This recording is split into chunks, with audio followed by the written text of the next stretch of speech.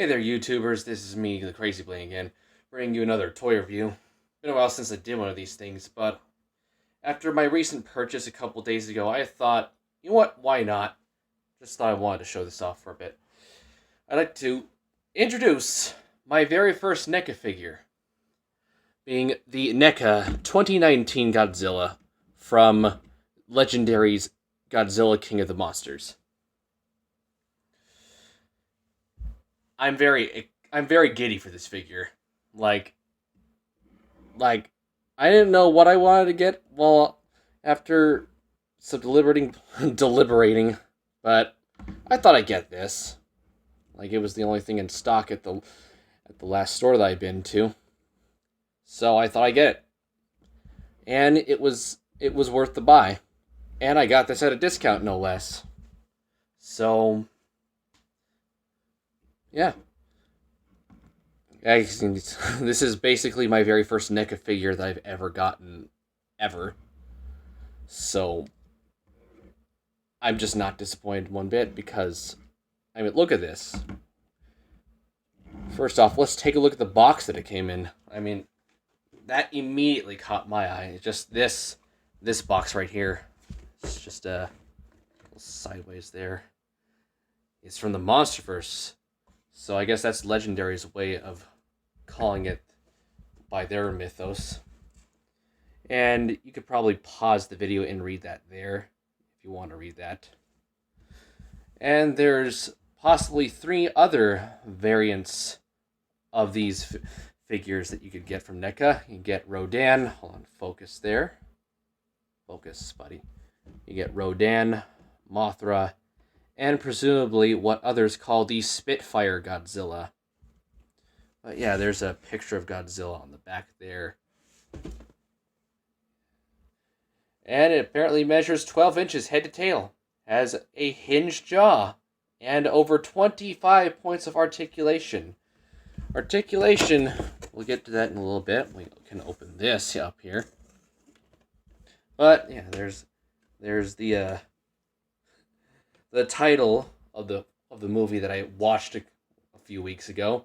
It's a very good movie too. I would highly recommend it if you like Godzilla and other monsters in there. It's not going to be a waste.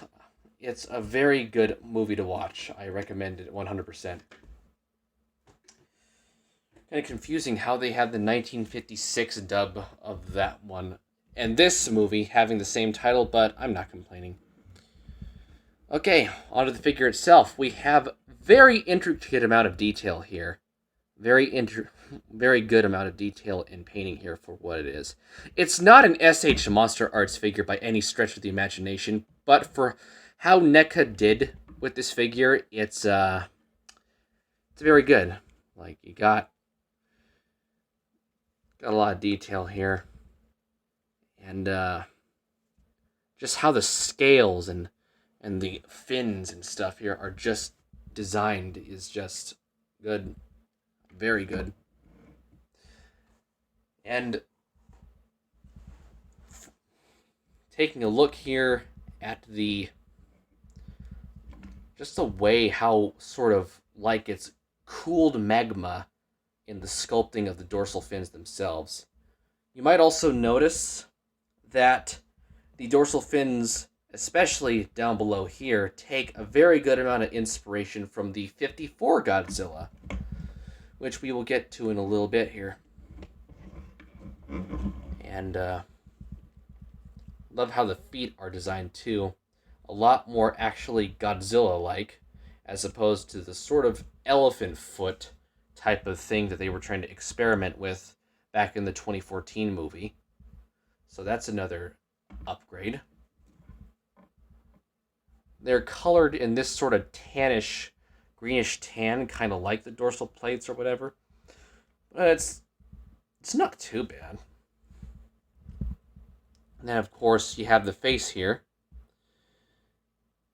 On some figures, like every release, I mean, like, every copy of this figure is different after all, but mine sort of got the better end of it. Like, the eyes here don't look too bad, although they look kind of odd with the white iris, like the white sclera and black pupils here. It's like they're like trying to channel the inner 54 Godzilla's eyes there.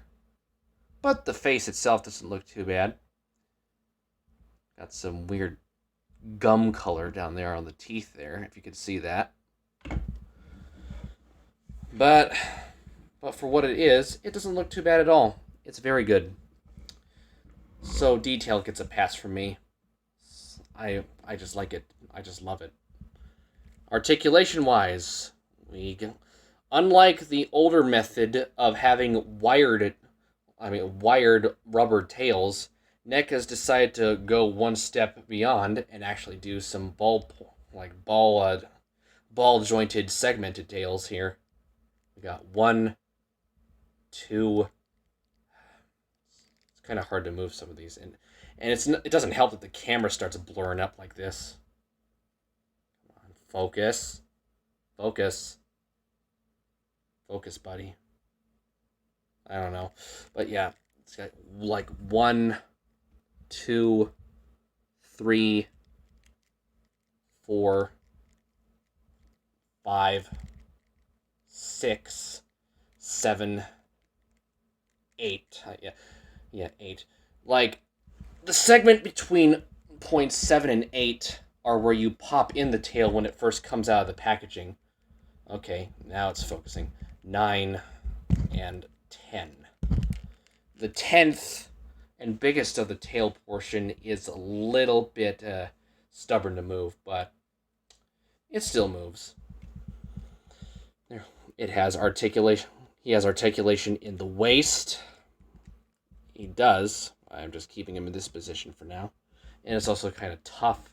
He also has articulation in the neck, where you can see that seam, and the head in that seam, although they're also a bit difficult to move with how the dorsal plates here are kind of molded. And I don't want to risk any paint damage here.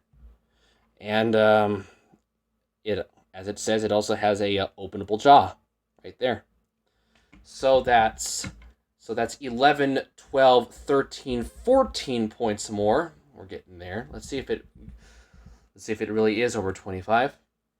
As for legs here, they can also go completely 360, although they're just on a swivel joint and not an actual ball joint, which is sort of disappointing because I don't know why you wouldn't have his legs going in and out like that. So that's a bit of a letdown. The hinge joints for the knees here are very tough to move here. Very tough to move, but not much you can do there. And they also have a swivel. So that's 15, 16, 17, 18, 19, 20, 21, 22, because, again, it's like the feet also hinge up and downwards. Both of them. 21, 22, 24. I can't even remember. But yeah, it also has ball joints for arms, like it does that. So that's not too bad. It also has swivels for the forearms and hinge joints there. And I think there's also swivels and hinge joints for the hands. So let's review, just so I don't forget. We have 10 points of articulation for the tail. That's 10 there. 1, 2, 3, 4. 4 points of articulation for the upper body, like the head, neck, and torso and jaw. And then we have 10 more points of articulation in total for the arms. 1, 2, 3, 4, 5. So that's 24 so far. And then we have 1, 2. Don't fall over. This is professional. 1, 2, 3, 4, 5. So technically, it's around 35 points of articulation, I think. Correct me if I'm wrong in the comment section, but yeah, I think that's around 35 points of articulation at the very least. So there's that for it. So it's very well articulated for the most part. I wish the legs were actually ball jointed like the arms. Just a minor nitpick towards NECA. Not bashing you guys or anything, but yeah, just thought I'd let you know. So there's detail and articulation aside. Let's go on to sizing. First off, let's compare him with his first ancestor of many decades past, the Bandai Creations 1954 Godzilla, the 2009 version.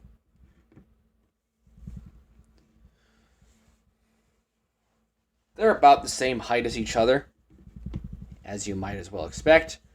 And if we can get them both on camera here, you could probably tell in similarities between the dorsal plates, the dorsal fins up there, especially the last three, like around these here.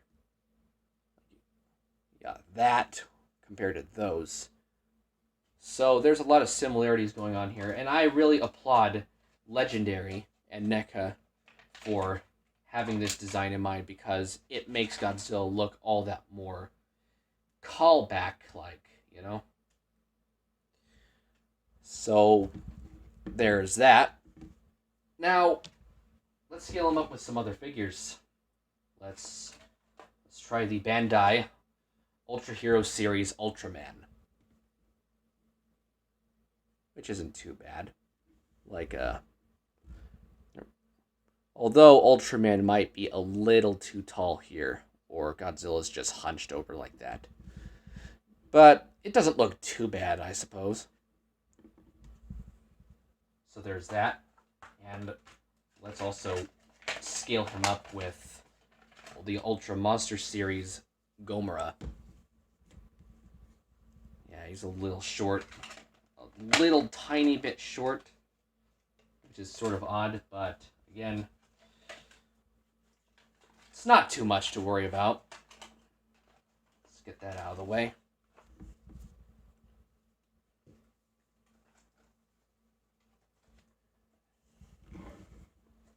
And now, as for Rarity, we have, I think you can get this guy on Amazon.com for a decent price, or either that or eBay. Or if it's still in stores at your local, like at a local Target or whatever, get it. If you see it anywhere in stores, get it. Like, I especially recommend going to Target to find this guy, because that's where I got mine. And I got mine for a discount, no less. It's really good if you're into Godzilla and all that. And I wouldn't pass this up. It's very good. Like, if you can't afford to get an SH Monster Arts version of this figure, I don't blame you. It's okay. I would recommend this. If you don't like NECA that much, I don't blame you either, but I'd honestly recommend getting this. If you really like NECA and you really like getting a well-detailed figure with decent articulation for a cheap price. Might not win in some of those, but for what it's worth, it's well worth it. Anyhow, this is the Crazy Bling, and I'll see you again sometime next time. Adios.